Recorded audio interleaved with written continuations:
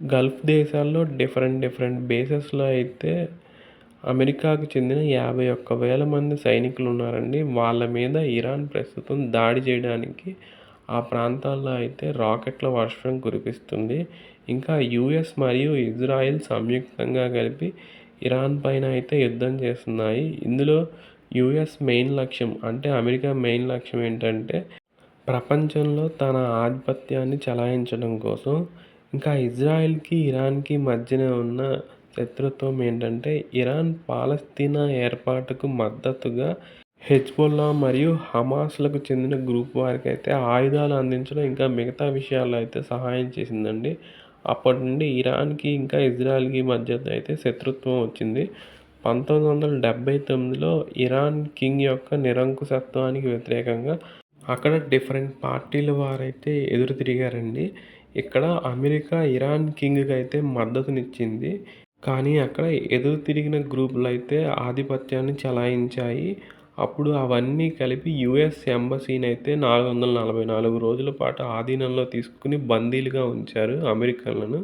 అప్పుడు 1980 నుంచి ఇరాన్‌కి, యూఎస్‌కి మధ్య అయితే శత్రుత్వం మొదలైందనమాట. ఇరాన్ యొక్క మెయిన్ ఆదాయం అంతా చమురు ఎగుమతిపై వస్తుంది. ఇంకా ఇరాన్‌లో ఉన్న చాబహార్ పోర్ట్‌నైతే భారత్ నిర్వహించడానికి ఒప్పందాన్నైతే చేసుకుంది. ఇది ప్రస్తుత యుద్ధానికి కారణమైతే. ఇంకా సెకండ్ బిట్టు హనుమాన్ అండి. Healing and nurturing units for monitoring, aid and nursing of wild life. మానవ మరియు వన్యప్రాణి సంఘర్షణ నివారణ కోసమైతే ఉద్దేశించబడిన పథకం అండి. దీన్ని ప్రపంచ వన్యప్రాణి దినోత్సవం అయినటువంటి మార్చి 3నైతే పవన్ కళ్యాణ్ గారు ప్రారంభించారు. ఈ సందర్భంగా 100 వాహనాలను మంగళగిరి దగ్గర జెండా ఊపి ఆయన ప్రారంభించారు.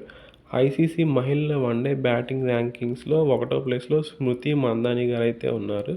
ఇంకా పోలవరం ప్రాజెక్ట్ అథారిటీ అండి. దీన్ని స్టార్ట్ చేసి 12 ఇయర్స్ అవుతుంది. ప్రస్తుతం దీని హెడ్ క్వార్టర్స్‌ని రాజమండ్రికి అయితే షిఫ్ట్ చేశారు హైదరాబాద్ నుంచి. ప్రతిష్టాత్మక ఇందిరాగాంధీ శాంతి నిరాయుధీకరణ అభివృద్ధి పురస్కారం 2025. ఇది మాజీ జాతీయ భద్రతా సలహాదారైన శివశంకర్ మీనన్ అధ్యక్షతనైతే అవార్డు గ్రహీతని ఎన్నుకున్నారండి. ఈ అవార్డు వచ్చేసరికి ఇందిరాగాంధీ మెమోరియల్ ట్రస్ట్ ఆధ్వర్యంలో అయితే ఇస్తారు.